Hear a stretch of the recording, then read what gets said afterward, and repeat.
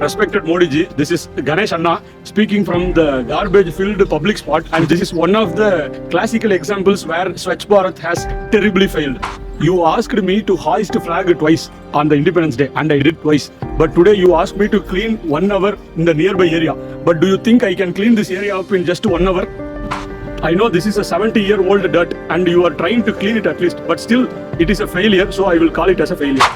From Chengalpattu district standpoint, I never know why we have elected representatives or why do we have a collector.